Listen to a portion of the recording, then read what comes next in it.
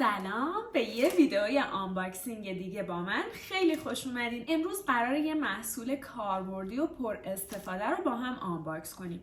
برندش هم برند مطرحی هست، کاراجا. بریم ببینیم توی این جعبه چی هستش. حالا من یه بخشش رو باز کرده بودم ولی یادم افتاد که ویدئوی آنباکس میتونم بگیرم. بچه‌ها میتونین توی کانالم برین پایینا و ویدئوهای آنباکس دیگه ای که قبلا توی کانال گذاشتم رو هم ببینید. قهوه ساز شارژی آنباکس کردم، اپل واچ آنباکس کردم، هواپز یا همون سرخ‌کنه بدون روغن نینجا آنباکس کردم و آنباکس امروزمون خدایی ببین چقدر خوب بسته‌بندیش کردن، یعنی آخ نمیگه. آنباکس امروزمون اگه این رول تموم شه ماشاءالله چند متر فومه، وای چقدر جذابه. بله این شما و این هم اسموتی ساز یا شیکر کاراجا. اسمش بلند فیت هستش. حالا چرا بلند فیت؟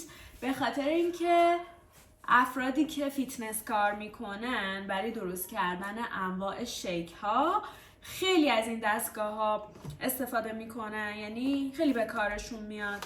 سر همینه برند کاراجا اومده اسم این دستگاهش رو بلند فیت گذاشته. خیلی خوبه. بچه‌ها من یه دستگاه چینی پیزوری همینجوری 2 سال پیش از دیجیکالا گرفتم. کار را بندازه ولی کیفیت آنچنانی نداره، فقط برای اینکه اون موقع لنگ بودم گرفتم. ولی این خیلی جذاب و درست و حسابیه، یعنی فکر میکنم که اینو خودم بخرم با اینکه دارم. وای چه خوش رنگه، دقیقا همون رنگی که روی جعبش بود همون رنگیه، میبینی؟ وای خیلی خوبه.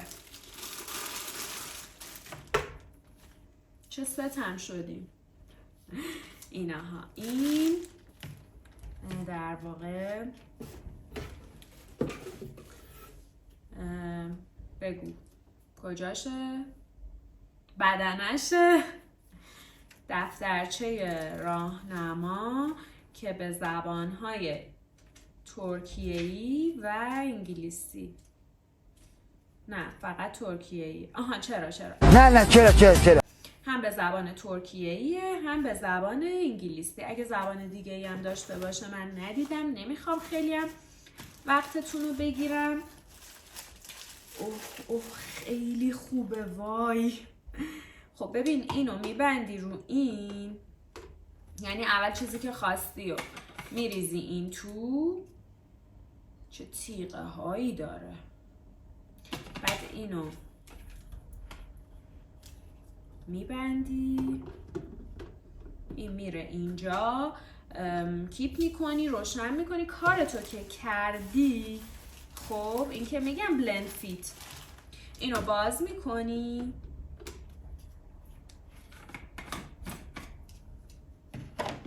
بعدشم این دوستمونو که مثل در قمقم است